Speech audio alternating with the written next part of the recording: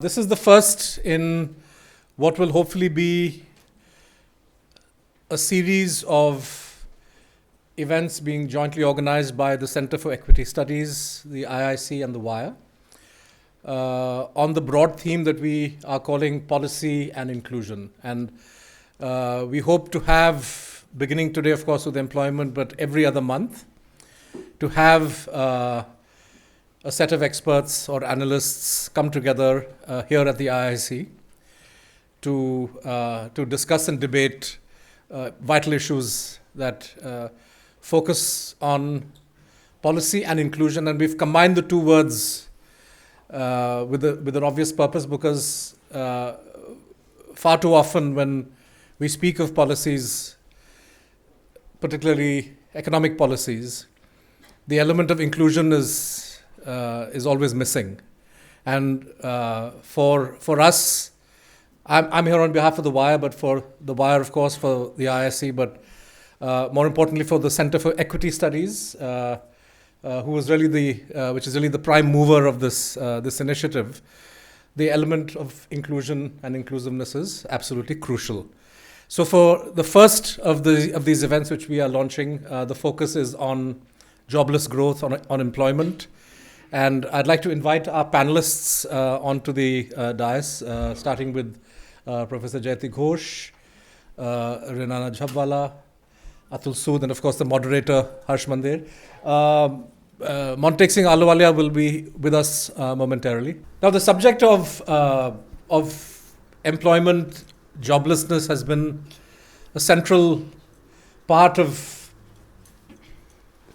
the analysis of the Indian economy over the last, I would say, decade and a half, when the idea that despite clocking respectable or even very fast rates of economic growth, in peak years hitting 9%, 10%, even now, depending on whether you trust the indices or not, growth rates are at 6 or 7%. What we don't see, however, is a commensurate growth in jobs, in employment opportunities. And in many ways, this mirrors, this is not specific to India, this mirrors a global phenomenon where growth, even when it occurs, is happening without the creation of jobs. And this has an obvious bearing on concerns of equity and inclusiveness. There is a rather lively debate over the last 6 to 8 months in the political context of this country, when the apparent or visible failure of the government to create the promised number of jobs has concerned a lot of people. And in response to the charge that not enough jobs have been created, we've seen new data sets being put forward. There's a whole argument about how, in fact, the idea that jobs are not being created is a myth, and that what we lack in India is the correct way to measure employment, and reference has been made to ESIC data, Provident Fund data, so on and so forth. Essentially, the panel that we have today are experts in the field of economics, employment, social policy, and will hopefully approach this question not just from the topic du jour, or the sort of political aspect of the debate, which is, are jobs today really being created, but also the more long-term fundamental issues that is there a structural problem with not just the Indian economy, but economies across the world as technologies advance, that we will be locked into a system of growth without jobs.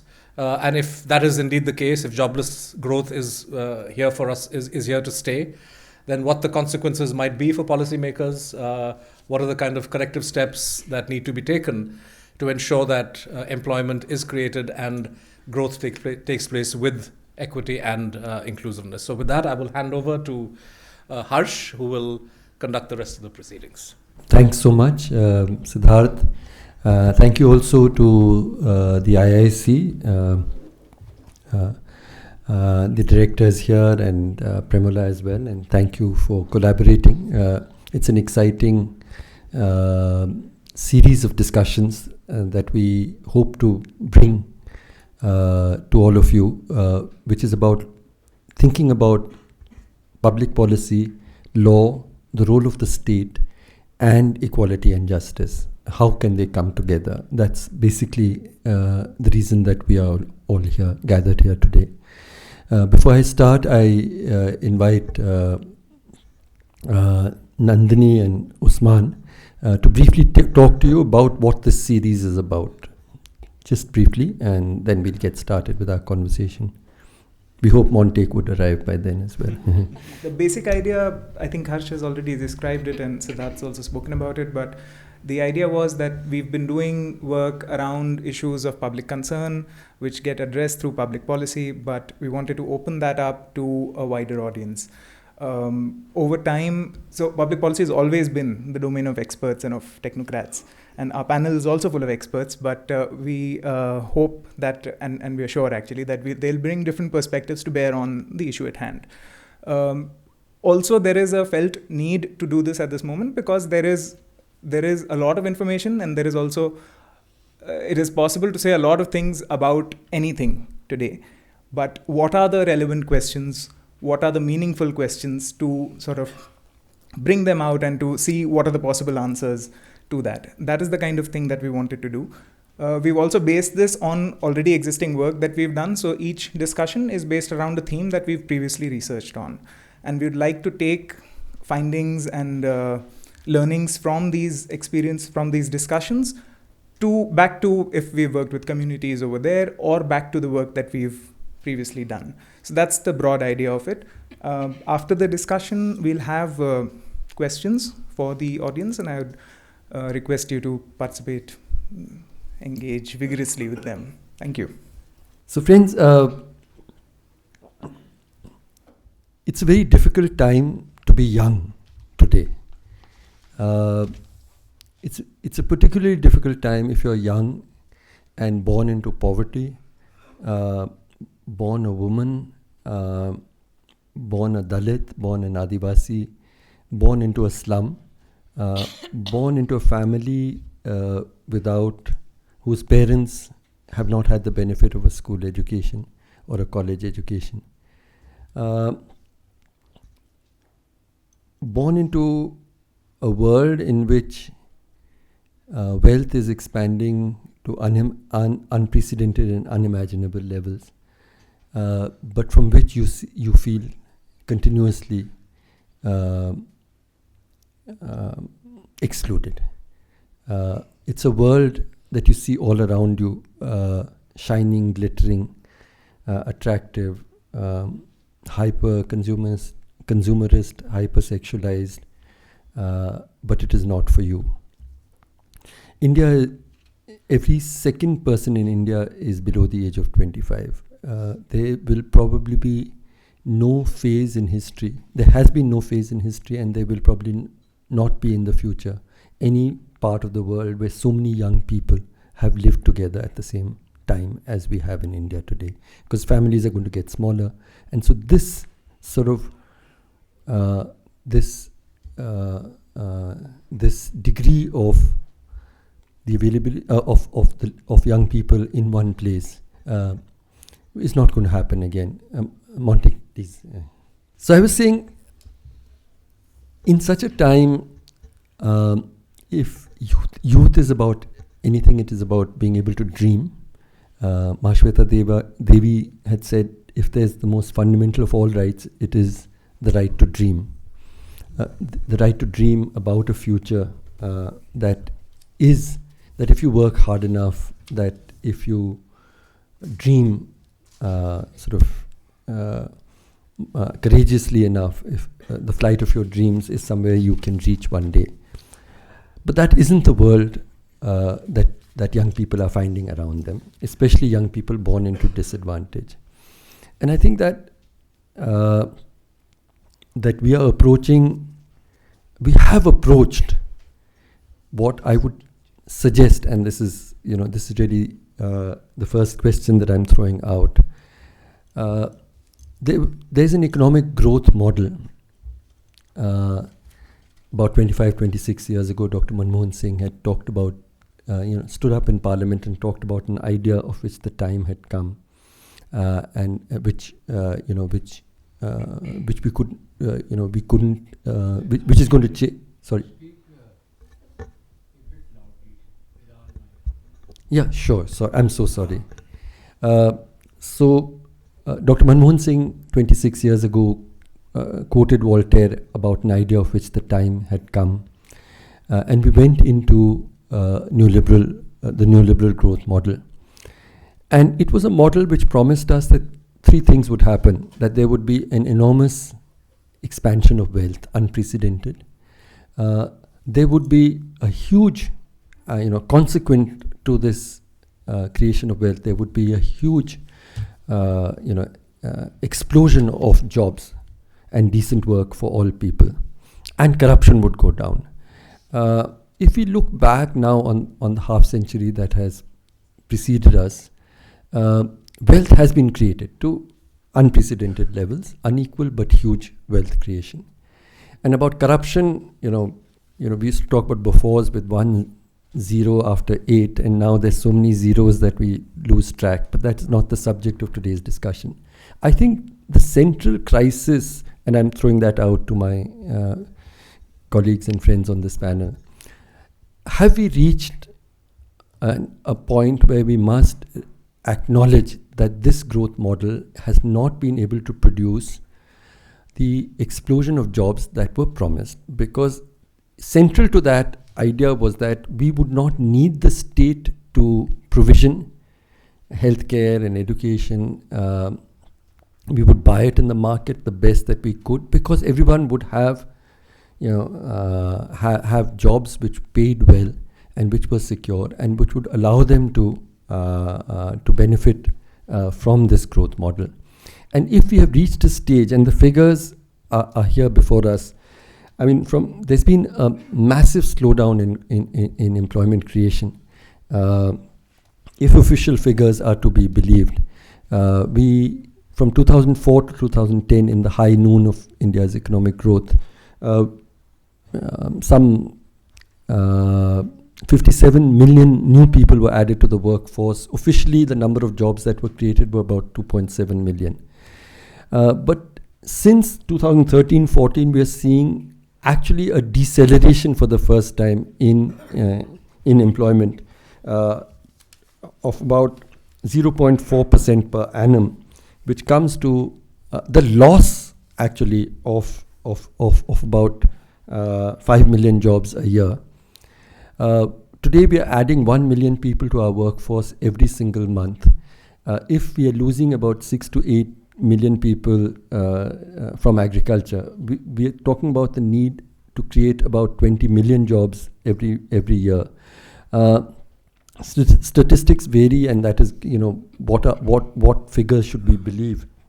But we're looking at the number of jobs that are being created in a few 100,000 against the 20 million that we reach. And therefore we have young people who have little to hope, to look forward to be able to hope. And is this the crisis of neoliberal capitalism that we are seeing, that we must acknowledge? Has neoliberal capitalism failed in its promise of creating jobs for the millions, and therefore a better future for all? Let me start right here from Jayati, and let's see what you have to say. Thank you very much, Harsh. These are enormous questions, very big ones, and I am not going to pretend to answer everything. And in the interest of keeping it short, I just maybe highlight a few points. Answer to your first question: yes, a purely market-driven economy does not create enough jobs for many reasons. But of course, the impact of technology is one of them.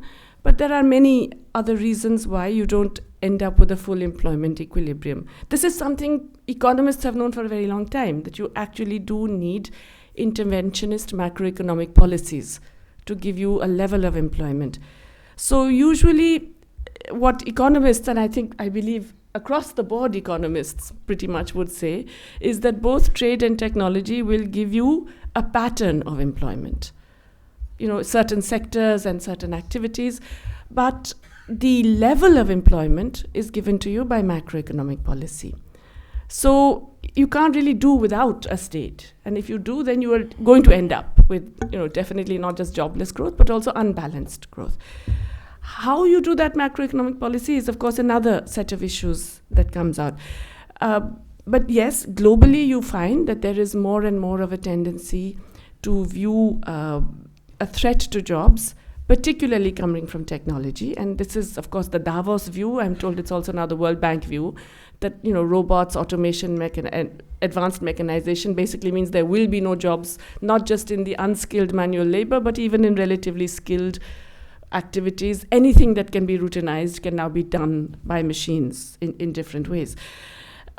To me, this is basically I think it's a bit of a bogey myself. I think it's a bogey because it's another way of scaring the working class, saying, you're just lucky to have a job. Don't you dare ask about the conditions. Don't you dare demand better wages or anything else, because a robot will come and take it over. So I do believe that I think it's a bogey because it deflects the question from where it should be, which is that how can an economy actually create jobs over time? And I think the answer there is definitely that there has to be a role of the state. And I can talk about the ways in which, that's your last question, but we can come back to that. In that context, I would have to say that India, we're still unusual. We are really peculiar as an economy. I'm sure even Montek will agree by this point. You've had 3 decades now of relatively high growth. You've had 2 decades of very high growth, supposedly the fastest in the world in GDP terms. And we haven't had job creation. Harsh has given you some numbers. We really don't know what has happened after 2011-12, but the indications are that it's continued pretty much along that line. We haven't had formal sector job creation, so it's not just aggregate jobs are not being created, but formal employment is not being created. Again, this was a classic thing that industrialization, the Lewis model and everything was supposed to give us. That hasn't happened. And even more bizarre, women's employment has actually fallen. That is, recognized women's employment has fallen. So we are an unusual economy in many different ways. And I think, therefore, the job problem is more extreme in India than it is in many other developing countries because we're so peculiar. One of the reasons we're peculiar is because of the very significance of unpaid work in India, which also comes from social segmentation. And the social segmentation is by gender, but it's also by caste, it's by religion, it's by ethnic group. We've got every kind of discrimination that you can hope for in the world, we've got them all. And these segmented labor markets basically mean that a significant part of work is performed by unpaid labor. So, the big decline in women's workforce participation is not a decline if you actually include the unpaid labor done by women in the NSS, in the National Sample Surveys. They call it work done within the household, domestic responsibilities, which is basically care work, plus an activity which is work done within households and collection of water, fuel, wood, etc., etc. It turns out the decline is entirely compensated for by women who are doing all this unpaid collection work. In fact, 1/3 of that difference is women doing unpaid collection of water. Only water, not even the fuel wood part. Which tells us that there's something else going on in this economy, that despite the growth, we haven't provided basic amenities, facilities, and so on. Women are forced to do this, make themselves less available for work, and of course, formal sector work, or even decent work of most kinds, is not growing to the extent that it should be. I would argue that this is a failure of macroeconomic policy. Just as it's not because technology has come and taken over our jobs. We still have manual scavenging, for God's sake. What are we talking about? The technology to avoid manual scavenging has been around for 100 years. So it's not that, technology has come and taken the jobs that people could do. It is that we have not had the macroeconomic policies that are focused on job creation, per se. We have hoped that the market will deliver, and it hasn't. I think I've said too much already, so let me let others. So, Montek, how would you like to respond to the questions that I raised? Is the failure of job creation intrinsic to the economic growth model that we have adopted? And is this not, does this not represent the failure, the non-realization of the central promise of economic growth? Market-led economic growth. somewhere in the bottom of that question is a pretty spirited attack on the market, which is interesting. I don't want to answer a preset question, because let me make a few statements, Yes. and then you can crucify me later on, or maybe we should give time from the audience, because my feeling is that this is such a complex subject that people look at it from different points of view. Okay, so a few statements. Number one, are we doing a good job on employment? No. Two, has this got to do with our model? No, because the whole world is more or less doing this model. And unless you're going to say that every country except China must be deeply dissatisfied with what's happening, and that may well be true, by the way, there's no point in viewing it as an India-specific issue. That's second. Third, your proposition that the market model meant that the market will give everyone a job and we don't have to provide health and education, people will buy it. I am not aware of anyone who has taken that position. I don't know that there is a single document in the government of India, Economic Survey, Planning Commission of yesteryear, Niti Aayog of today, which has said, get rid of the state. So we may be having a bad idea of how to use the state, but everyone says the state is there. No question about that. Now let's address the question on employment. One, there is a lot of, this is an area, by the way, where the data are really lacking. And I sort of suggested my good friend and former colleague Santosh Mehrotra, who is a compendium of data, to be here. So if somebody wants to ask a question, maybe he can clarify. But from the tutorials that he used to give me earlier, some things are very clear. One, this oft-reported statistic that we add 1 million job seekers a month. Now, this is really the result of TV wanting to choose a simple number. According to Santosh, this is completely untrue. So the amount of jobs you need is much less than that number implies. I have no idea, by the way, what the Prime Minister has promised, because some people say he promised 20 million jobs, some people say 10 million jobs, some people say less. So I don't know what those numbers are. But a couple of things I would say we should keep in mind.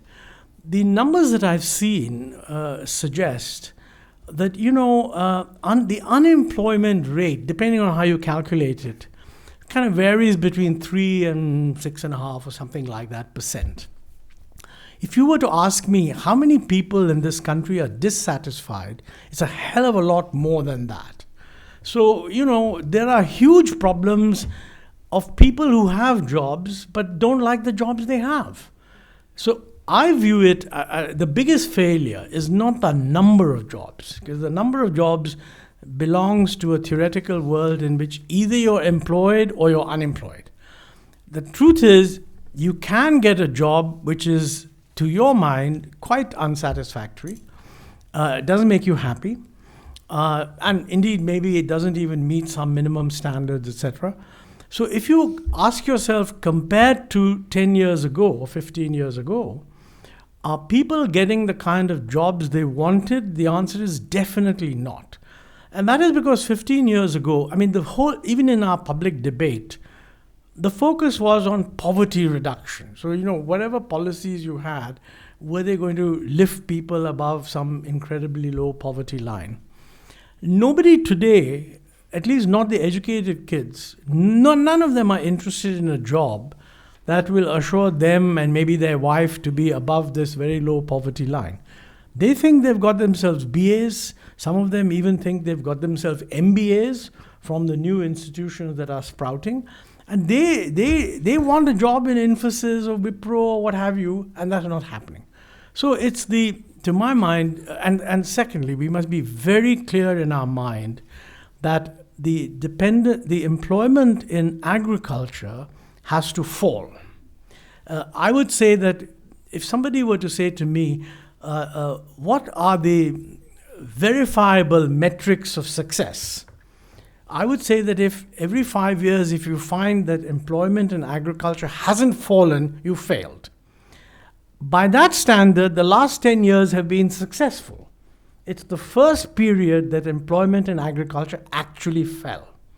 Now, it fell because you created a lot of relatively low quality jobs in the informal sector, construction.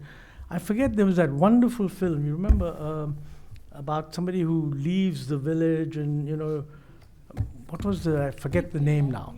Peeply Live is the farmer. Peeply Live, yeah. It's the farmer who... And it's interesting, it's a great film actually, but I had this brief comment that I made to the producer that, the film ends with a person, sort of a shadow of a person, leaving the village and going off into urban areas.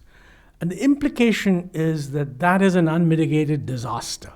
The truth of the matter is, if you want to succeed, you've got to have more of that taking place. So this is one metric we can measure. I don't, by the way, mean you have to move out of rural areas, but that too you have to, because compared to any global standard, even controlling for income level, India is not adequately urbanized. So I would expect that, let's say, if the Prime Minister or whoever it is who bothers about these things wants a metric that 5 years from now, what is it that I should be measuring, which, if it hasn't happened, suggests that we failed. One is the number of people in agriculture, and the other, I think, is whether you've got urbanization taking place or not. Now, why are we not getting, and we are not getting, I think, as much employment in manufacturing? As it's also not as much in non-agriculture, but also it's not as much in manufacturing. Now, that can become quite complicated, and I'm willing to, different people have different views. If you are a very market-oriented person, those guys would say that you have not created the kind of labor market conditions that encourages anyone to hire labor. Now, I know this is not politically correct, and at least during the period that I was in government, we always used to say, this is a very sensitive matter, and we must only move with the fullest consultation with labor, which is a nice statement because it completely protects you. And if nothing happens, it's because labor hasn't agreed, labor unions haven't agreed. But the truth of the matter is that around the world, Indian entrepreneurs do not want to get exposed in having to hire a large number of workers, because the balance that they have, they feel they will not be able to manage. Now, whether that's true or not is something researchers should go into. There's some work that's been done across states which suggests that where states have labor market regulations and rules that are more flexible, they actually end up generating more employment or more employment-intensive activity. But I think it's not just labor market. Let's be very clear about that. You could do everything you do on labor markets, and if you don't do these other things, it ain't going to happen. And I think the 2 or 3 things that people have talked about, one, we just don't have a quality infrastructure, and we certainly don't have the software that goes around that infrastructure. In the sense that you don't have seamless movement. You can build a road, but if you don't have seamless movement, you're not going to achieve efficiencies in transport. Look, even in Delhi, we're having problems in getting a card that takes you from a bus to a metro seamlessly. And we're supposed to be software geniuses. So there are fundamental problems here which actually are completely crackable. If somebody would just put his foot down and say, look, if this doesn't get done in the next month, I'm firing 10 of you, it'll get done. So that can be multiplied across the board. There are some real problems about whether our customs duties reduce our effectiveness or not. And there's another group that says that the real problem is that we are allowing our exchange rate to appreciate. That's a complex issue, and I don't want to pronounce on it at this point because I keep an open mind. But certainly that's something you need to look at.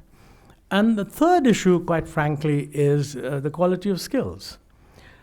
Innumerable people tell me, and these are sort of, the problem in India really is that the number of first-rate people that we have is so large that everybody gets very impressed by that.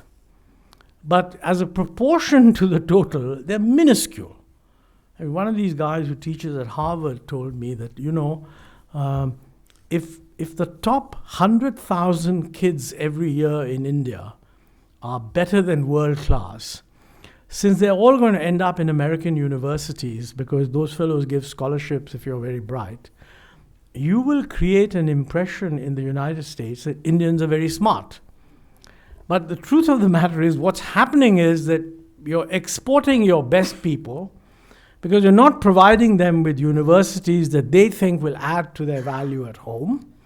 And the average standard remains quite low. I mean, after all, people like Infosys, I've talked to them, and they told me that, they hire a lot of people get trained as software operators or whatever. And in China, they do a lot of training, and people whom they take in have the level of skills that their degrees sort of imply. Whereas in India, they need 3 to 4 months of post-university teaching to get them to square one. So it's a huge problem. And I'm not convinced at all, by the way, that this is a skill development issue. Skill development being non-university. Different governments have been trying this, bring in the private sector, don't bring in the private sector. In my view, the last 15 years, we've not had a really successful effort at developing skills. So this is a whole slew of things that we have to look at. And I'm happy to either answer questions, or if there are questions on data, I'm going to request Santosh to answer them for me. Thank you.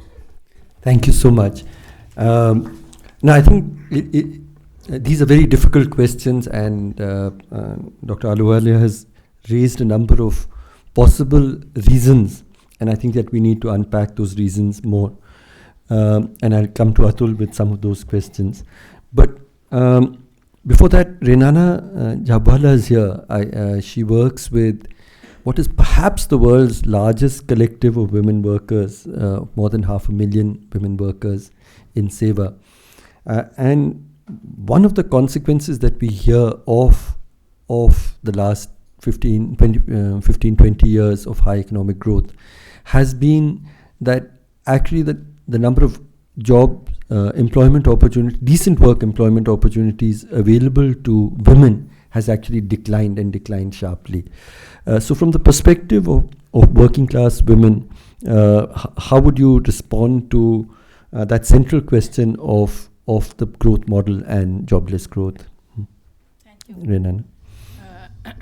Thank you for that, Harsh, because I was going to start off by saying I'm not a professional economist or not a practicing economist. And so I bring more a view from the ground rather than figures. But I would like to talk a little bit first about this whole idea of jobless growth. And it means many different things to many different people. I think, when most people may be sitting here and the top 20% of the population, to them a job means a job in a structured workplace with social benefits. And the structure of the Indian economy is quite different. So when we talk about jobs, it's very different from what people are really doing. 50% of India is self-employed. 50% of the labor force is self-employed. The formal sector, where you have the jobs, as I have just described it, is less than 10%. And the rest are all on contract, casual, intermittent, that kind of jobs. So, this is who we are dealing with. This is what we were dealing with 20 years ago. This is the same kind of structure that we are dealing with now. So, you start with where you are, not where you think you should be. And this is where we are. The unemployment rate, as you rightly pointed out, is very low. So it's not really employment or jobs that we're talking about, it's earnings. Everybody is working. 3% is not working, or 6% is not working, or not employed in some sense. what are the earnings? What are they earning? It's not that they're dissatisfied. What are they earning? We work with women who do zari in Bareilly. They do it for these brands. I won't name the brand that I know. They earn, for a full day's work, they earn 150 rupees a day. I just got to know yesterday, and I was quite shocked. In Delhi, since we are sitting here, the Delhi Vidhan Sabha canteen, the boys, or not even boys, young men who are in their 20s working there the whole day earn 6,000 rupees a day. This is the general amount that... a month, sorry. 6,000 a month. 6,000 a day would be wonderful. Yeah, I was just thinking. No, 6,000 a month. 6,000 a month. All data is false. Full of... I'm not saying, this is not my data. This is what the people tell me. My Anyway, friend, let me finish. Please let me finish. Please let me finish. Then you go ahead. No, we will have a We came to save our time to attend this. So it's not like that. no. No. You talk about the data which is sustainable. So I appreciate greatly that you've come here, and we will like to have a dialogue. I'm sorry I made the mistake about saying 6,000 rupees a day. I meant 6,000 rupees a month. My point was that is really what people are earning. Whether they are self-employed or they are contract or they are casual or whatever they are earning way, way below anything that would sustain even them, forget the families. So, that is where the attention need to be. Not is our employment rate high or low. That's the point I really wanted to make. The market-led, non-market-led thing, I still want to say something, which is, I've been in this work for many, many years. We used to have a mixed economy. We didn't have any better jobs then, nor did we in fact had worse earnings, quite honestly. So, the whole issue of market-led. When I come to women, I would say that's where the real jobless growth is. Because Jayati said women spend their time collecting water. Actually, women also spend their time doing what is supposed to be contributing to the economy, livestock, agriculture, all kinds of home-based work, like I told you, like zari, and they are unpaid. Not that they are not paid, the money somehow comes into the household, but not to the women. They're not considered jobs, they're not upgraded. So I think this whole problem of unemployment, jobless growth, the women are the worst sufferers. And I would say also what you were pointing out, which is, you were talking actually about the top 20%. But there is a real revolution that has taken place in the country is that people are now educated. Or educated in the sense they are 10th class pass, 8th class pass, 10th class fail. And all those people are not really satisfied, are looking for something better. These boys I told you about who ended up with 6,000 rupees in the Vidhan Sabha per month, are also 8th class, 9th class. They did not expect this kind of work. So there is immense dissatisfaction among the men, but also among the girls, because this is the first generation of girls which is educated. They want something better. So the earnings and the dissatisfaction, the two things are sort of very unbalanced. Finally, I'd like to say something on this issue of market-led, which is that, again, if we think back 30 years, there was an idea that registered companies are not the only way. The whole idea of cooperatives was also there. Today, cooperatives is also a market mechanism. It's not a non-market mechanism. But today, anything that's not a company is totally disfavored. So the regulations, and markets do have regulations. All markets are regulated in some way or the other. And I think that's the crux of the matter. In what way are these markets regulated? And as far as companies are concerned, there is a real freedom in many ways to grow, to invest, to do almost anything. Whereas for other forms of production, other forms of coming together, it is very highly discouraged by regulation. So I think when we think about different methods, we should be thinking about something other than only companies. I have other things to say about what we can do, but I think I'll get to that later. Thank you, Renana. And finally, in the first round of responses, Atul, Dr. Ahluwalia said that, has laid out a number of very persuasive reasons for the failure, the difficulties on the job front. Some of them is the outcome of, he says, the outcome of rigid labor regulations, huge gaps in infrastructure, huge failures of quality in skills of the workforce, and other reasons. And that there is a crisis of jobs, of job creation, but that is not intrinsic to the market model.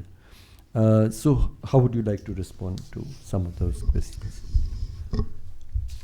Thank you, Harsh. Thank you for asking me to be part of this panel. Lots has been said, and on the first question that you've asked, how growth and employment are linked together. Let me sort of state that if the way we think about growth today is the way we think about growth, then I think the joblessness is intrinsic to the growth model. If we can think about growth model differently than the way we think about growth today, then we can talk about what are the potential drivers through which we can achieve greater employment. To put it straightforward, at the moment the thinking seems to be that growth first and employment later. And I think somewhere we need to inverse this and look at employment first and growth as its consequence. How do we go about doing it is something that I thought this panel should reflect upon. And I don't say this that the potential for this growth model to deliver on the employment front is limited or inadequate. In fact, it is interesting that if you look at all the policy framework that this government is now constructing, as well as the international institutions and the multilateral institutions that are now currently articulating, they are completely conceding this reality to us that what we call as reasonable work, so reasonable livelihood or reasonable income from work is nearly an impossibility for developing countries. In fact, the World Development Report 2019 makes a very interesting point. It says, protect people, not jobs. So you can see that there's a complete shift in the way we were looking at. Till date, we were being asked to look at saying somehow what policies we need to implement so that we could produce less vulnerable or better quality jobs. Suddenly the shift of the state or the policy making seems to be that we can't produce good quality jobs. We can't produce jobs which can give adequate standards of living to vast mass of people in developing countries. And therefore, we will need to compensate for lower earnings from the job market in other ways to families such that they can have sustainable standards of living. It's interesting that within the mainstream thinking about growth, they are now conceding that the prevalent model of growth is not going to deliver. And this is not only articulated by the World Development Report. I think, interestingly, the small comments that have been made in terms of how unemployed people could find livelihood in terms of pakoras and so on, I think there is a deep thought behind it. And the deep thought being that the kind of jobs that we are going to produce in developing countries are going to be very vulnerable kind, of very poor earnings quality, and therefore we need to compensate for those poor earnings in other ways. There is talk about what are the other ways in which we can compensate people, but and that's a matter of detailed discussion separately. But I would clearly say that the existing thinking around around growth is inadequate in terms of meeting the aspirations of people in terms of livelihoods, employment, and sustainable living. And it's interesting that what the current growth model says is that come, let's do growth, and for the time being, let's abandon your aspirations for good quality living. I mean, why should a country, nation in the world pursue a growth growth thinking which expects people to abandon their faith in making earnings which provide them respectable standards of living? And I think that's the fundamental question, that when we look at the issue of growth and jobs, we need to rethink about what we mean by growth, what are the key drivers of growth, and what are the different modalities through which growth can be achieved. And I'll just make a quick point. There's not enough time to elaborate on this, but at the current growth sort of thinking essentially implies, specifically in the context of India, to think about growth strategies such that we meet the requirements of the international investors. And therefore, cutting costs so that we could be part of the export market becomes fundamental. And the way we cut cost is one of the ways, in one of the many ways in which we can cut cost is, of course, to squeeze the labor. So that's why the current 3 pillars of employment for India is ease of doing business, or Make in India, the whole skill development strategy that we are talking about, and labor sector reforms. So the 3 pillars, in fact, there is no employment policy of this government very clearly articulated since particularly 2014. Because the employment policy is embedded in the macroeconomic policy framework, and coming out of the macro policy framework are these 3 legs which address the labor market. The 3 legs are talking about ease of doing business, which is to meet the needs of the external investor. Somehow that Indian goods produced in India could be part of the sort of intra-firm trade globally, and therefore we need to put in strategies in place such that the investors could come here and produce goods here. Second is also about, since they want to come here, the costs have to be compressed. So let's do squeeze of labor, which is called the labor market reforms. And third, of course, is that we don't have adequate skills. So let's produce the adequate skills. And there's a whole debate of what these skills mean, and whether we need to, education provides necessary impetus to creation of such skills or not.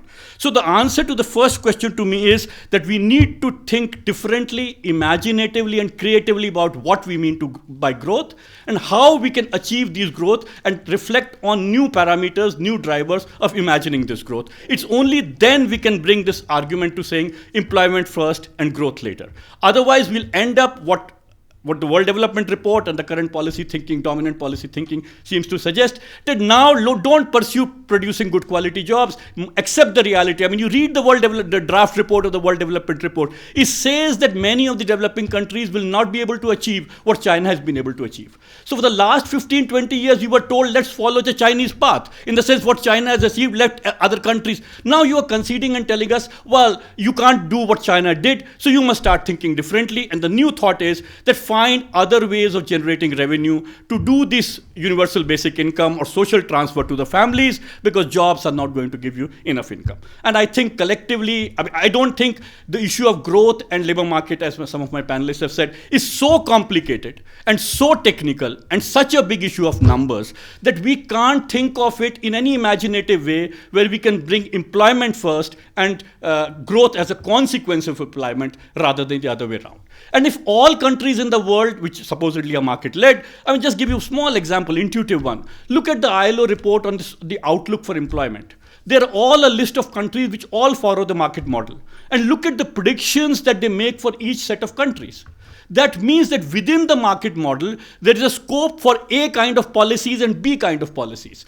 A kind of policies which are giving a better outcome on labor market as far as the ILO's outlook is concerned, and B set of countries which are not so good in terms of the outlook for labor market. It's possible to think within the market framework of a growth strategy which is employment focused and which brings growth as a consequence of employment rather than the other way around. I'll say that. Thanks. So thank you, Atul. I had a number of other questions, but I want us to have just one more round here and then open it up to the audience. So I'm putting 3 or 4 questions together, and I'll request my panelists to respond to whichever they would like out of this. Firstly, what are the facts themselves? Our Prime Minister quite recently said India is not facing a crisis of job creation, it's facing a crisis of data about job creation. And it is the fact that the data is, we're not being able to generate data which reflects the reality that there is a great amount of job creation, according to him. And so there's huge...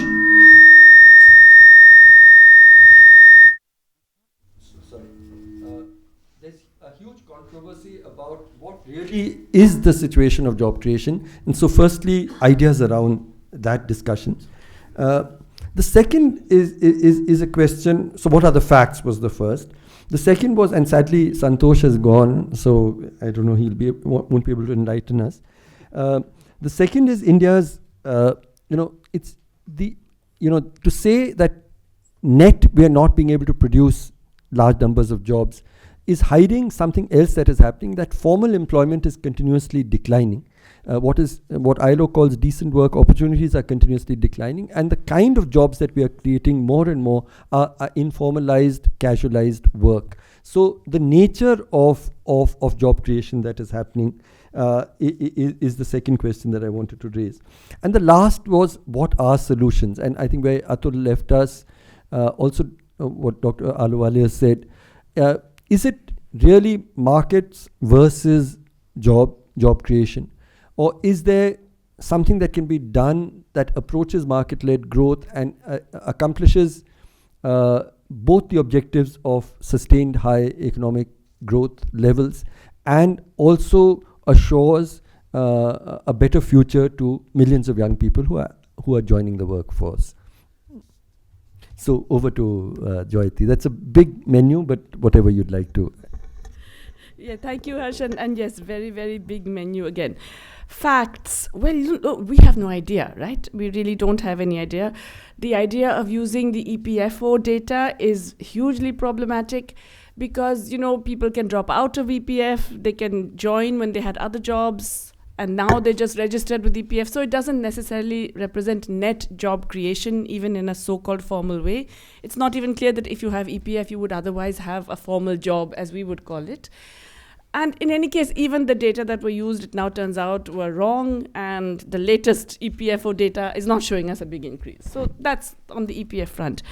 We have some Labour Bureau data, which are short, small sample-based stuff for 2012, 13, 14, 14, 15. That shows us a further deceleration in job creation. And mind you, the way jobs are defined is not formal jobs. If you milk a cow once a day, you are still regularly employed in a subsidiary activity. We are talking in a very, very generous definition of work here. So even that shows us a decline in the rate of job creation in the Labour Bureau data. But those are small samples. They're not necessarily, the government has decided to discontinue them, so we don't know. Let's put it this way, we broadly don't know. However, given the available indicators, it does seem as if the trajectory that was already evident by 2012 hasn't changed very much. That is to say, the period of boom of the Indian economy was not one associated with commensurate increases in employment and formal sector employment, and it is likely that that has persisted subsequently. That's about all we can say on the basis of the data that we do have.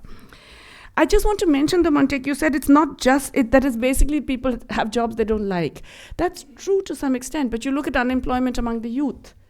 And for men, ages 18 to 24, the unemployment rate is in the range of 21%. For women, urban, it is 26%. This is with women labor force participation in urban areas being very, very low, or ridiculous, 14%.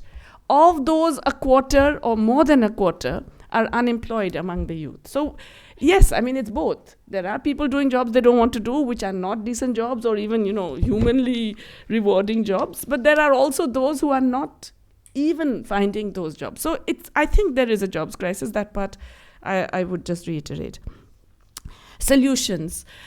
In a way, look, when nobody's saying, just like no one is saying do away with the state, nobody's saying do away with the market. What you're saying is that market-driven solutions alone do not deliver, that you need something else. You need an actively interventionist state.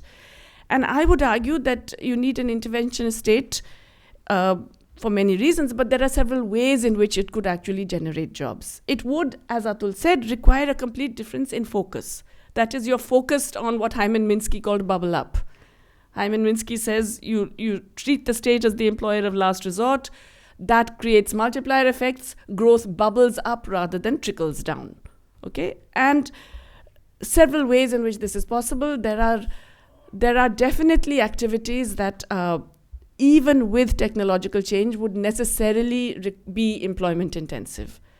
The care economy is one of them. It's a very obvious area in which we underinvest, we underprovide care to our people, certainly publicly provided care, but even privately.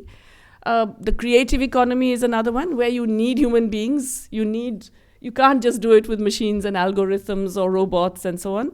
So there are a range of areas where, in fact, it's employment intensive, and that employing people in those will then have multiplier effects, which is they'll go out and spend, and then that money will be used in generating more output and more employment and so on. Just one indicator about how we lag behind even in this massively.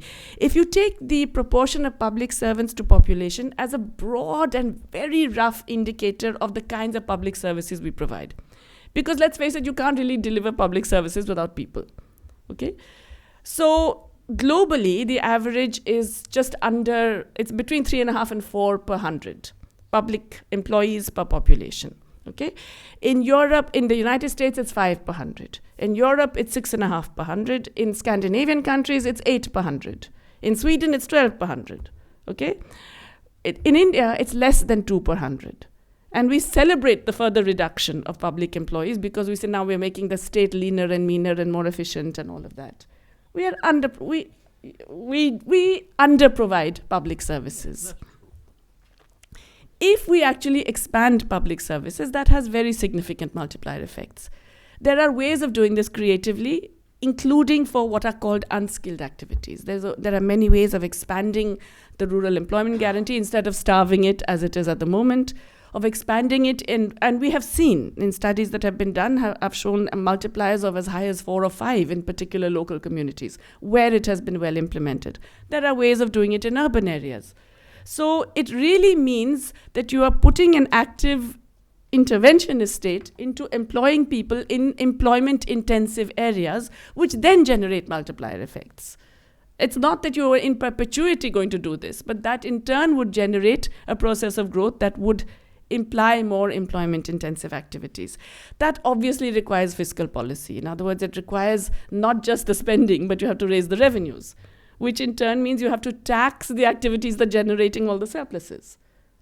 These are political issues. This is not easy. This is not something that you can just say, oh yeah. I mean, it's a purely technocratic thing would be to say, you tax from these areas which are generating services and where there's high concentration of wealth, and you transfer that money for use in these activities. Instead of which what we're getting, as Atul said, is a version of the UBI, the Universal Basic Income, except typically in India, as usual, we've messed that up also and made it into a real, pathetic third cousin of what it was even designed for in Europe, so that everywhere else it is seen as an addition to public services. Here we see it as a replacement. I mean, the Economic Survey said as much. We'll cut out all of these schemes which are anyway wasteful and rubbish, and we'll just give you cash. You go out there and spend it. And of course, we'll save money as a result, which means what? It means you're reducing rather than expanding. So it's seen as a substitute rather than as an addition. But I would also argue that there is quite apart from whether the UBI will solve the problem or not, there is the whole issue of the dignity of work. And the fact that, giving a handout is a very different thing from actually providing people with employment opportunities which they can feel minimally fulfilled by. So I personally believe that the Minsky approach, the employer of last resort, is a much more viable and desirable thing. Of course, it depends on the ability to do the fiscal policies of taxing and spending, but that's a different political kind of concern. Great. And Montek, Dr. by the way. I don't think I have anything to add. So I'd like to hear questions from the audience. Okay, Renana then. Then we'll open up and Atul. I'll be brief. I'll be very brief. I think I would just like to say 2 or 3 very short things. One is that I come back to this issue of self-employment. And I haven't heard anybody say anything about how do you promote that. And I like to take the example of the pakoda wala that you brought up. Is there something wrong with the pakoda wala being there? Yes, there's one thing wrong. Why should the pakoda wala, in that famous statement, be earning 200 rupees a day? The pakoda wala can easily, as a pakoda wala, earn 500 or 600 or 1,000. Why not? Because the regulations around the pakoda wala is that tomorrow the municipality will come and remove him. So where there is self-employment, the regulations are such that they are squeezed, completely squeezed, so that they become below subsistence. Whereas self-employment is something that they do on their own. How do you promote that? How do you support that? So I think that's my first point. My second point is on women's employment, and I totally agree with you, the care economy, and by that I don't mean what you're doing at home, but I mean health, especially healthcare. That's where there's huge opportunities for women that needs to be expanded. Women, the skills for that, women need to be given. Where women are already working, livestock, even agriculture, men are leaving agriculture, women are doing it. How do you promote or first recognize that they're there? How do you promote it? Milk production is increasing. All kinds of livestock production is increasing. That's a huge place for women. So, one can go through the sectors and find out part-time work. That's something that a lot of women do want. So, those are the 2 main things I wanted to say, but I can't end without this and the attack on the basic income. Yeah. Because we have been one of the defenders of basic income for India.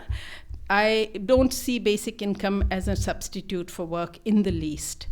What we see it as is a certain social protection floor where people can be assured that they have a certain minimum so that they don't have to go for the absolutely worst jobs, which also, according to our experiments, has promoted a lot more self-employment.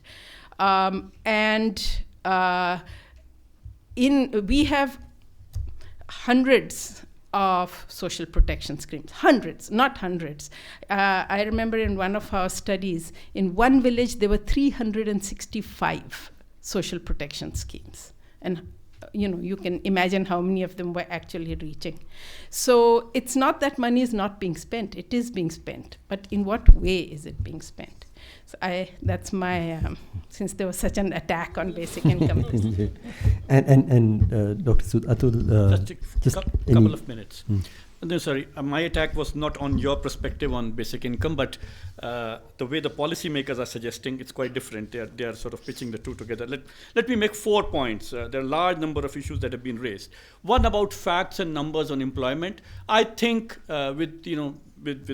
modestly, I would like to say that we are making too much about the numbers and facts. We know the broad trends and the direction in which the economy is unfolding at the labor market front. So we know what is happening. There is slowing down of employment, there's decline in employment. In fact, I would sort of stick my neck out and say, if you see the trends at the moment, and there are enough sources available after the NSSO rounds, I think both from the supply side as well as demand side, there are numbers available to get a broad sense of what is happening. There's the quarterly employment survey, there's the annual labor bureau survey. There are sources of information. And what I would say is the following, that if you see at one level, what we are seeing is the informalization of the formal sector. At another level, what we are seeing is the formalization of the informal. So these 2 processes are simultaneously happening. The formal sector is getting informalized, and the informal sector is getting formalized. And of course, there are patterns in rural areas, urban areas, men, women, etc., how it is unfolding. But that's the broad direction in which things are happening. And if you're looking at labor market policies, we need to think about labor market policies in that framework. The second point I want to make is this, that if you look at the thinking on the labor market, you'd be surprised if you look at the economic survey, which was much celebrated in terms of the way it was written, there is not a single chapter on labor. In fact, the labor is actually just aligned with the chapter on education and health, which clearly shows how labor is seen, and the investment on education and health. So essentially, it's the skill sort of capacity framework of looking at the labor market. There are only 2 tables in the economic survey that deal with the labor market. So you can see the significance and thinking about the futuristic perspective, which is what the economic survey is, stock taking and looking at where we go. Both of these dimensions do not get any attention, the labor does not get attention in the economic survey. So, my earlier point that we need to think afresh and imaginatively. Once we start looking at this reality that at one level there is this informalization of the formal sector, at another level there is this formalization of the informal sector for multiple reasons, then the whole framework of labor regulation and the kind of policies that we think about will need to be thought about quite differently. This whole point that we can deregulate the labor market, I would say the labor market was deregulated even within the UPA regime, without really changing the labor laws. So you can do things from the front door and you can do things from the back door. And I think in the UPA regime, this was being done from the back door through numerous channels. While in the current regime, the attempt has been made to do it from the front door, which has run into trouble, which is now going to be pushed by raising a large number of other issues in which any discourse on development and policy will be pushed out. Any critical questioning will not be allowed because of the larger discourse that's happening in front of us. Given this context of how the social policy discourse is happening, we will not be able to systematically debate anymore whether the labor policy, the labor reforms, the changes in the labor laws have any meaning or not. They will be just thrust on us. The whole issue about the crisis of repeating myself, the data on job creation to me is not the significant issue on which the economists need to respond. As an economist, I'm saying the economists need to respond in terms of meeting the aspirations of the people given the information they have. We just can't say that technically we don't have more information, therefore we'll take time to think, and therefore people have to wait in terms of abandoning their aspirations to have sustainable livelihoods. We have enough information. To put it in one line, we need to think about a growth strategy which focuses much more on domestic demand. That does not, so the external-internal balance in terms of policy making has to shift. We are too much oriented at the moment in formulating policies which meet the needs of the external investors and the external global market. We need to think of internal policies which cater to the internal market, and think of both monetary and fiscal policy which meet this objective of pushing the domestic demand, and therefore then looking of achieving the larger target, which I said, that employment first and growth as a consequence of that, rather than the other way around. How do we go about it? Just 2 pointers. I would say this focus on internal demand and decentralized planning would be the 2 institutional principles through which it's plausible to think, and if we put our collective heads together on bringing about, using the institutions to bring about this larger objective, I think it's possible to achieve it rather than saying that we need to wait, first let the growth happen, and then employment will follow. Thank you, Atul.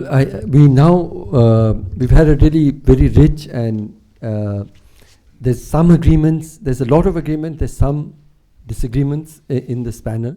And we open it up for the next 10 minutes or so. I just want people in the audience to speak, whichever way they'd like to, and then we'll have just some final comments. So friends, because this is being recorded and live streamed by The Wire, would you like people to come up and speak here, or aap bataएं? Yeah. So I just request you all to come one by one to this, and quite quickly to the podium, and to pose your question or comment. Yes, please come one by one, please. And I'd request, if you could have one man and one woman alternating, it would be wonderful. So just whoever can come in, but it should be a woman next, and then. Yeah, this is Shailendra Huda, works with ISID. So I have 2 questions to the panelist. One is, you are saying that there is a growth, but there is no employment or less employment. Let's say if less employment means there is, the less activity. When there is less activity means growth should not happen. So how this, the growth can happen without employment? Is there any problem with the, the methodology that we adopt to estimate the growth? That is one. The second is, in couple of days there is one things coming, the Mudra Yojana. Through Mudra Yojana, if you read the newspaper headlines, it says that 12.9 crore loan has been provided. It means, let's say, if 12.9 means 13 crore, the loan has been provided. It means they have covered almost 50 crore household, isn't it? If you multiply with the household. When, let's say, the money has been given to this fellow, so how they have, created the job. So how this has been, whether these numbers are wrong or, there is employment, the generation program are there. So how they are linked with the growth story. Thank you. Thank you. One of the women in the audience, any women who want to ask a question? Okay, if there isn't, then yes, please. My name is Rohit. I want to ask a question to Dr. Ahluwalia. You said that migration to urban area is a prerequisite for development. Now, I just have this small question, that our natural endowment is that we have very fertile land, lot of water bodies, everything going for us. Still, you say that agriculture is not sustainable or it does not have any future. Why is that so? And secondly, if we were to go for that sort of urbanization, would it not be a disaster ecologically? So much you are asking 60% of people to move to cities. And also, would you ever ask all these people gathered over here in the cities to go to a village, saying that, look, you need to shift to Barabanki because there you'll find a good job with social security and everything. But poor people of villages, you ask them to come to cities, leave their home, leave where they were born and everything. So just a humble question to you. Thank you. Thank you. Yes, the young lady there, please. And yeah, two women. So let's have them first. Please, you come ahead as well. Yeah. Hello, thank you for that lovely discussion. I had a question. There was an argument made that the decline in women workforce was very drastic in a particular year. There has also been a counter argument made that since this data is mostly related to formal sector jobs, and that most of the women are dropping out of the workforce to gain more educational opportunities or higher educational opportunities. So how would you respond to that argument? Thank you. Hi, I just had a question for Mr. Atul Sood.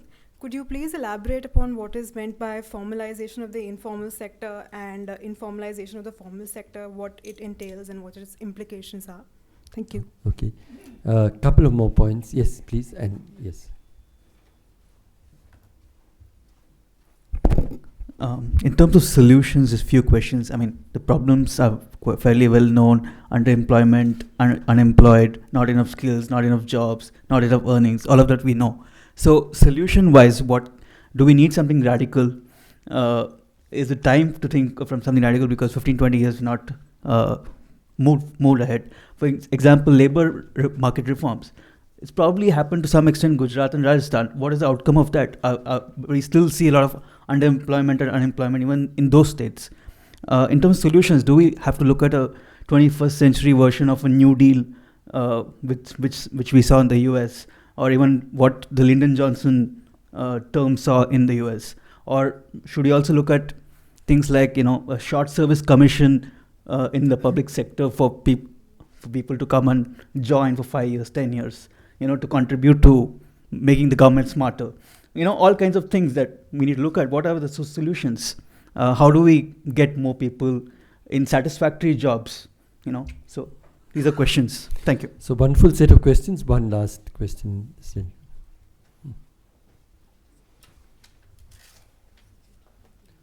Yeah. My name is GB Bugai. I have a couple of comments for your response and a question. My question is that you say that India has a very low amount of government which rules, which intervenes in the country versus the US, Sweden, and so on. But on the other hand, you're saying that the pakoda wala doesn't make enough money because the municipality intervenes negatively. So isn't that contradictory? That you want more government and yet you're saying that the government will actually interfere?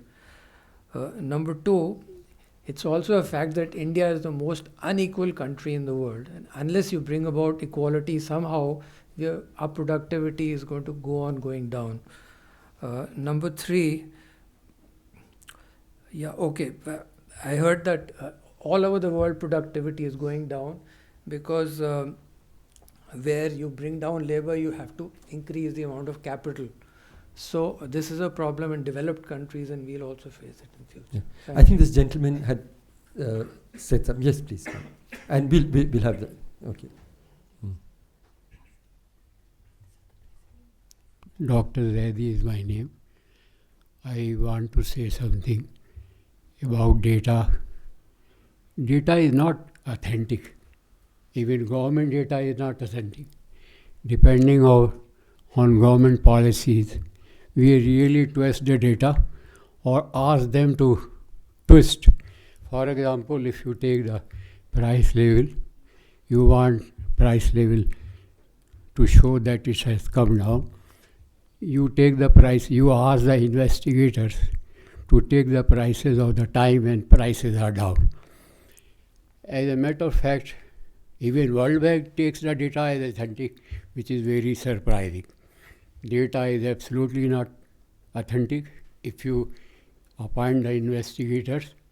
So, suppose you appoint 100 investigators. Out of 100 investigators, you take 10 questionnaires for your own investigation, authentication. You will find world of difference. I did some studies. I had projects for 5-6 of the government of India, 2 abroad, in Zambia, in Italy. I did myself. So therefore, even World Bank should not believe the data of member countries authentic. It is not authentic. There should be some organization which should somehow or other have some authenticity of data or comment on the data, which has not been done. Okay, thank you. Number 2, Dr. Ahluwalia says there is less urbanization. I would not like to comment about you can think of it's too much urbanization. It will take a lot of time for me in Delhi to reach to my residence. Third, unemployment is of course increasing, no doubt about that. Number 4, level of literacy is coming down. Number of institutions are there producing graduates, postgraduates. Degrees are fakes.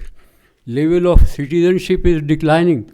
So you have 90% of the World Bank don't have their mind or upper chambers to apply, and 10% who are literate really suffering. So you find that. Okay. So can thank you very much. Thank you very much. One very last comment, please.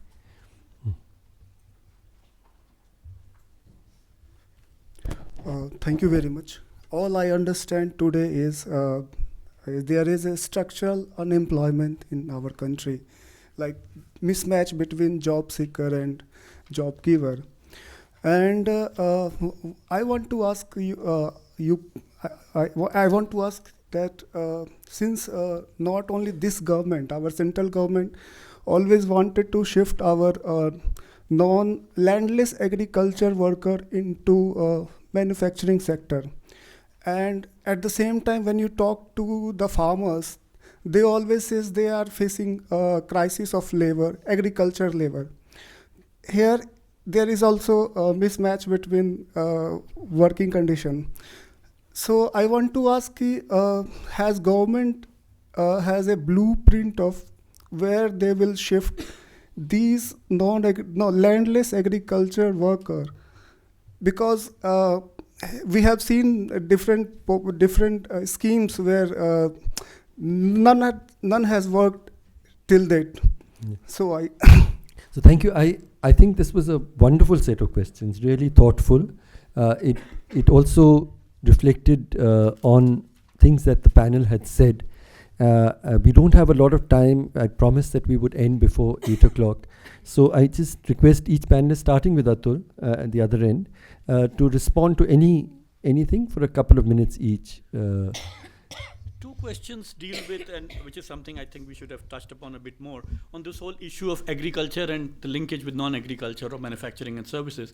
And I think if you are looking at way forward, clearly this larger understanding that has emerged from the experience of Western economies, that we're going to whole lot transfer bulk of people from agriculture to non-agriculture is not going to sort of unfold in developing countries like India as it had been there. And therefore, the issue of technology, and the issue of technology that is especially in the context of agriculture and rural India, it becomes fundamental. And I think we need to think really about what are the ways and mechanisms in which we can think about alternative technologies which can be employment generating, labor absorbing, and yet do not compel or do not create conditions for this mass of people to be sort of living as Rahul and the other second question says. So that's just one question which we have not talked about.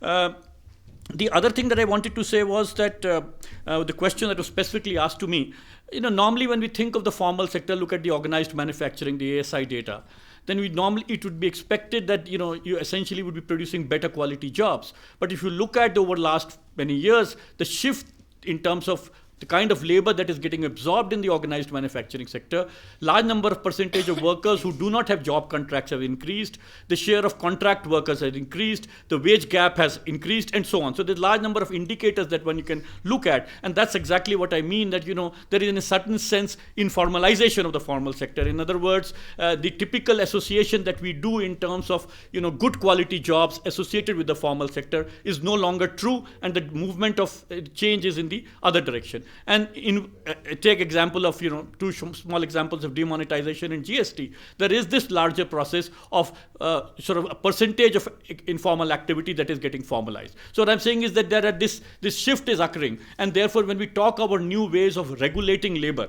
or when we talk about how to deregulate or regulate capital, we need to acknowledge this reality that the way the dynamics is changing, probably some of the propositions that we have been making in terms of how we regulate labor and capital in the past might not work or might not stand to be true today as they were in the past. Shailender's question on clearly, it's the change is happening because of changes in labor productivity. So you could have growth, no change in employment, yet shift in the labor productivity, and therefore all the policy making is focused on somehow to address labor productivity, and that was my point in relation to how the focus has been in terms of looking at global competitiveness. Just last point, that in our discussion we have so far actually looked at just the macro context of the labor market. Harsh had begun the conversation talking about the whole experience of exclusion and vulnerability. And once you bring, the excluded and the vulnerable sections into picture, I think then we need to bring in some of the sort of frameworks of thinking that have been addressed in one or two questions of how do we look at question of labor market. And I don't think that replicating the experience of the Western economies in the Indian context or in the developing economies, as we have been doing in the past, is going to take us forward. I don't therefore consequently mean that we are looking at, we need to have very inward looking policies. All I'm suggesting is that we need to acknowledge the reality and think of creative ways of addressing the challenges of the labor market in our context. Thank you. Thank you, Atul. Renana? Brief as possible. Let me go back to the pakoda wala question. I think it's not really a question of the number of municipal workers who would remove him. The reason the pakoda wala is being removed is not the number of public servants, but that in our urban areas and in our rural areas, we are not planning spaces for them. So simple planning of spaces for them would increase employment tremendously.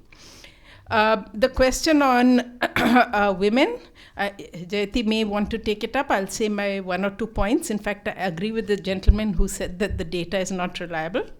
When you measure the labor that women do or the work that women do, often it's quite a sophisticated way of measuring if you actually go about it. But what we find is that when the NSS questionnaires or when the NSS people go there, the way that they ask the question is कि आप तो घर का ही काम करते हैं ना? हाँ, yes, end. So I think and excuse me for saying this, but the NSS questionnaire quality or people's quality has been declining, and therefore I think that's one very simple reason why labor, because other studies have not shown that. The IHDS, which is a very big study, has not shown that there's a decline in the labor force. The whole thing about education would just be under 18s.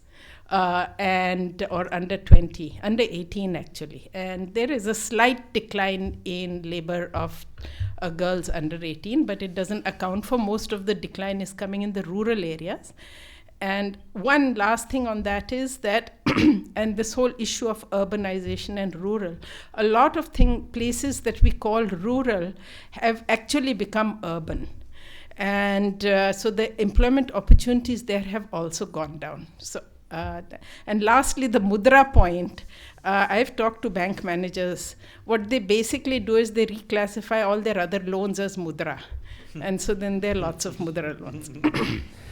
Dr. Ahluwalia, because you skipped your chance last time, I think please take as much time as you feel you need. No. No, thanks very much. Actually, it's a very complex subject, and I think many people, have drawn attention to the complexity, and I don't have any quarrel with anyone who says that A, it's a complex issue, B, that we need to think hard about it, which is fair, and also that we need to think creatively.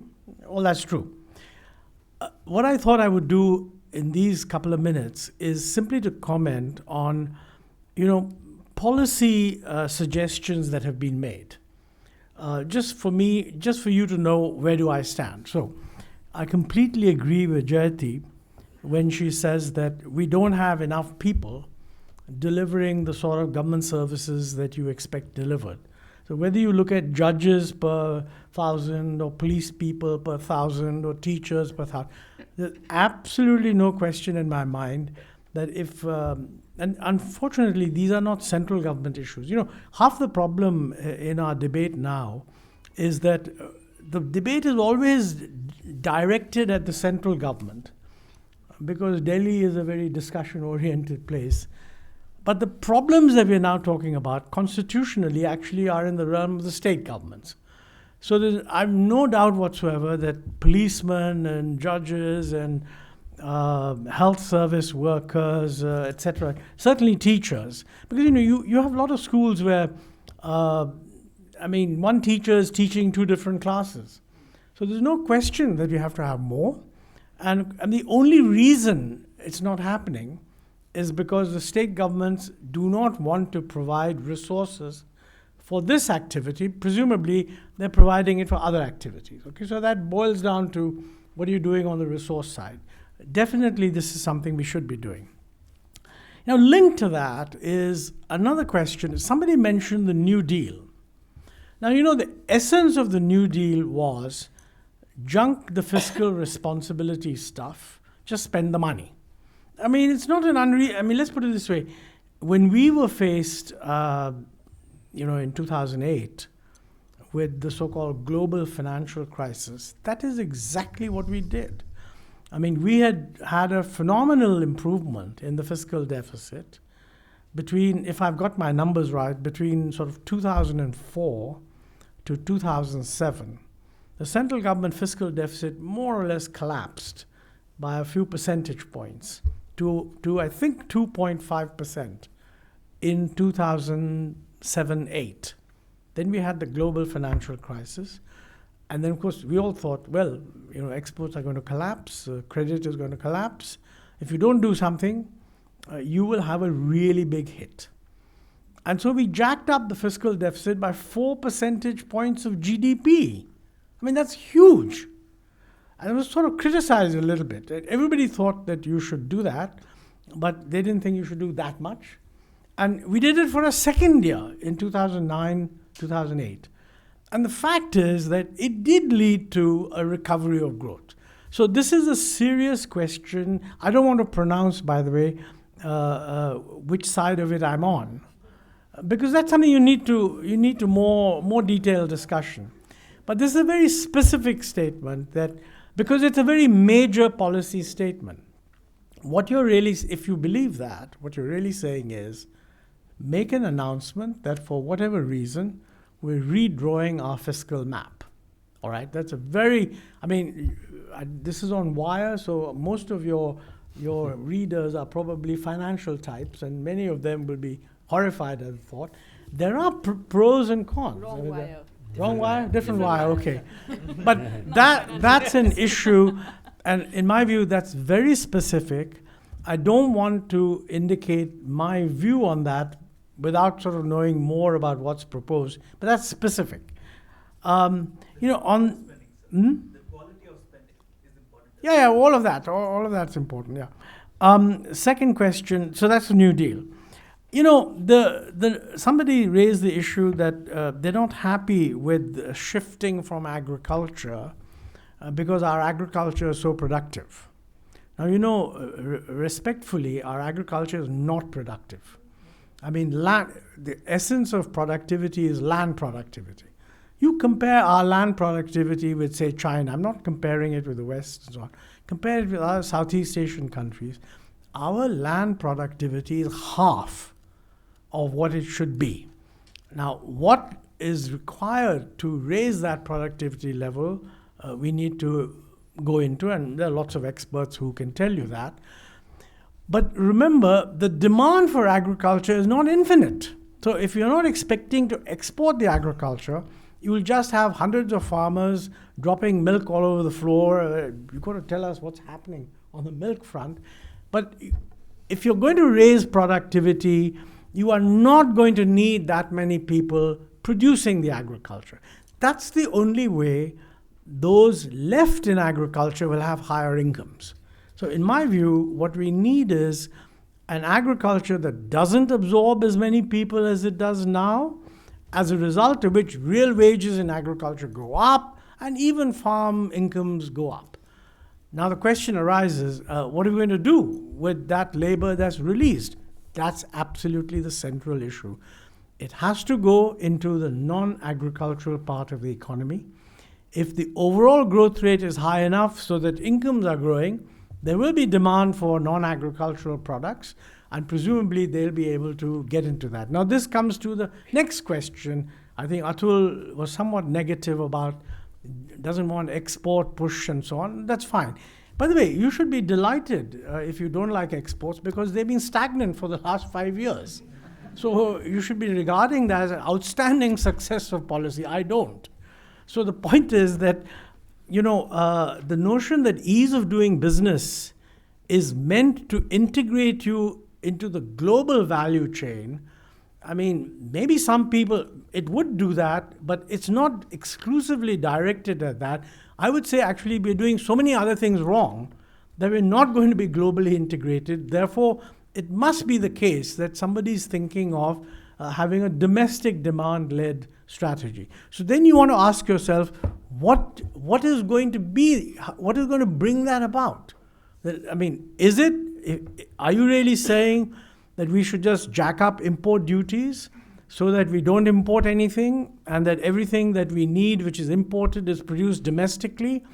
That's kind of welcome 1950s. We've seen that movie before, and we know how it ends. It is an unmitigated disaster. That's my view. Second, on urbanization.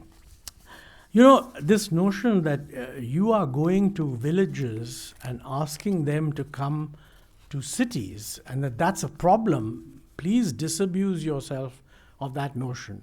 They're coming anyway. So I don't think you're ever going to ask them to come. The ones who have some relatives here, etc., will turn up. The ones that don't have contact will not. But that's not the issue. And I think, as Renana said, that a lot of our so-called villages are actually census towns. They're just not declared as urban. They don't have all the urban facilities and so on. But taking all that into account, there's simply no question that by the year 2030, the percentage of urban will go up from whatever it is, 31% or 40%. And the other side of that coin is, are the cities ready to accept this? And that doesn't just mean housing.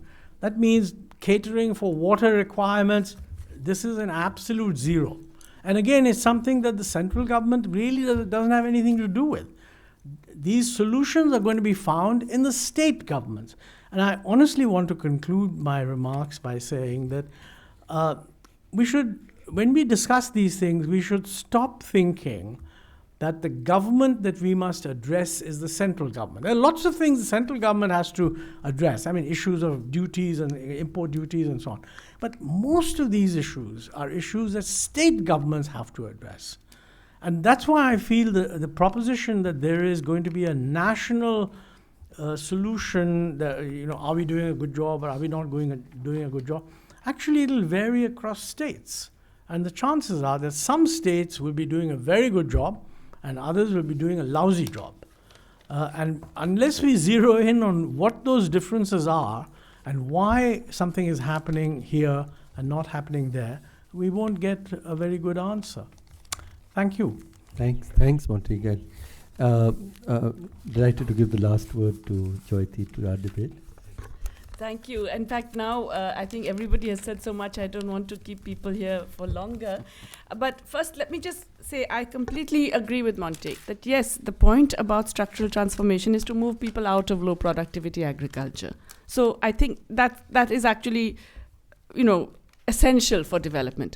That doesn't mean, however, that you neglect agriculture. In fact, the best way of doing it is investing in agriculture. The more you invest in agriculture, the more likely you are to have rising incomes that generate demand for non-agriculture in the rural economy and move people out in that positive way. So I think on that, there's just no disagreement. A quick response on the women's workforce participation that you had raised. Look, essentially what we describe as employment is very, very vast. It's not formal at all. If we looked at only formal, only 2% of women working are in formal employment. So we are looking at the entire range of activities. But it's very weird because while we are very generous in our definition of what is employment, we're also not particularly generous in recognizing a lot of the work that Renana talked about. So we have codes 41 to 51 of the NSS, which are all employment. And then you have these codes 92 and 93. So code 92 is when you're doing household responsibilities. It's when you're doing all the care economy stuff and cooking, cleaning, etc. Code 93 is when you're doing all of that, plus you are doing livestock, kitchen gardening, fetching water, fetching fuel wood, etc. Now, these codes have always existed. What we are finding in the last 17-year period is that there's a big increase in code 93. And it more or less fits with the decline in codes 41 to 51. Now, it's very weird because in 41 to 51, we also include unpaid helpers in family enterprises, which is women working on farms, women working in the shops, who are counted as employed. The ones who are doing all the unpaid labor within households and communities otherwise are not counted as employed. So there is that difference. Education is significant, especially in the 18 to 25. That's gone up a bit recently, Renana. Even if you include education, you still get a decline. And you get the decline in the 25 plus and the 35 plus. So it is bigger than, and a lot of it, as I said, it's entirely made up by this code 93. And if you go further down in code 93, the thing that's really doing it is fetching water, which goes with a lot of what people have found, that, you have to walk longer hours. It's all much more difficult in both rural and urban areas. So that specifically. The divergence of GDP and employment, yes, it's true. But let's also remember that since 2011-12, when the new series of GDP came, 42% of the increase in GDP, that is 42% of our growth, comes from only two sectors, fire and public administration. Fire is finance, insurance, real estate. Public administration is government spending. And a lot of that comes because Montek gave everybody pay commission just before the elections. And so it's not more government employment. It's not numbers. It's just the wages went up. Okay, I mean, I was a beneficiary, but that's not the point.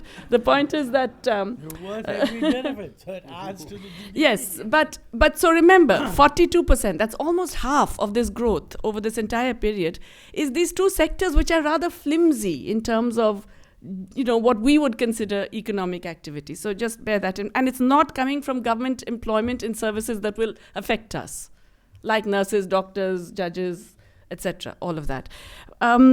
Final point about the New Deal, and I'm very glad that this young man mentioned that, because, I'm a big advocate of the New Deal. It's true, the New Deal came about in a crisis situation, and you could argue this is also a crisis situation, but it was characterized by three things which are absolutely crucial: speed, scale, and generosity. It was rapid. It wasn't, we'll do this over the next 15 years, a little bit every year.